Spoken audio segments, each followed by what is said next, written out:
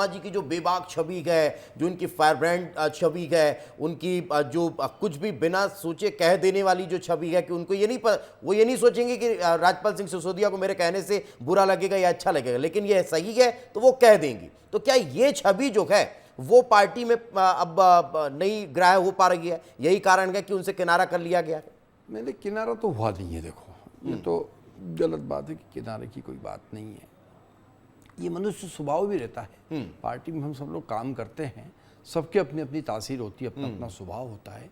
दीदी जो है साध्वी भी है, दीदी जो है मुख्यमंत्री के रूप में राजनीति के शिखर पे भी रही हैं, दीदी उमा जी जो है केंद्र में मंत्री होकर भी शिखर पे रहे हैं। तो तमाम तरह का उनका अपना एक स्वभाव है, अपना एक तासीर है, अपनी एक जो है काम करने की पद्धति है, और अपनी एक नेता के रूप में भी अपनी एक अलग ही एक अंदाज है उनका। वो अंदाज पार्टी के हित के ही रहता है हमेशा। मैं अमित जी आपसे सवाल लूँ, तब तक सरमन जी से एक रिएक्शन ले लेता हूँ।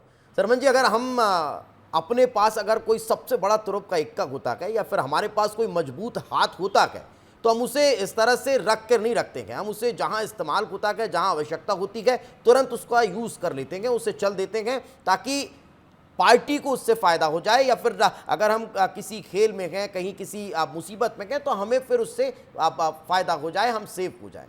तो उसी तरह का तुरुप का इक्का तो उमा जी भी होंगी, इस्तेमाल नहीं कर पाने के पीछे की आप और क्या वजह सोचते हैं?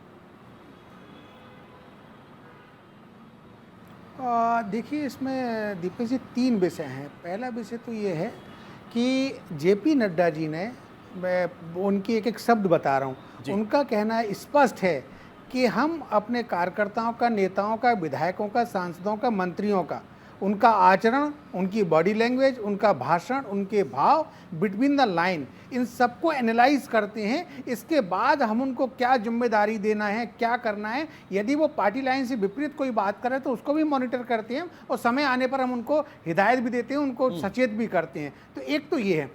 दूसरा क्या है कि जो आपने कहा कि तुरुप का इक्का, देखिए मेरा यहाँ व्यक्तिगत मानना ये है कि भारतीय जनता पार्टी के पास पूरे, न केवल मध्य प्रदेश में, पूरे देश में इतना जनमत मिल गया, इतने वोटर परसेंटेज बढ़ गए हैं कि अब मैं फिर से कह रहा हूँ, ये नरेंद्र मोदी जी की बीजेपी है, ये अमित शाह की, जेपी नड्डा जी की बीजेपी है, ये मोहन भागवत आदरणीय की बीजेपी है। अब इसमें उमा जी जैसे हजारों लोग जो है ना पार्टी के लिए काम करते हैं, अभी भी कर रहे हैं। देखिए, सबको टिकट तो मिलेगा नहीं, सब तो चुनाव लड़ नहीं सकते। 230 विधानसभा है, 445 लोकसभा है, तो उन्हीं को टिकट मिलना है।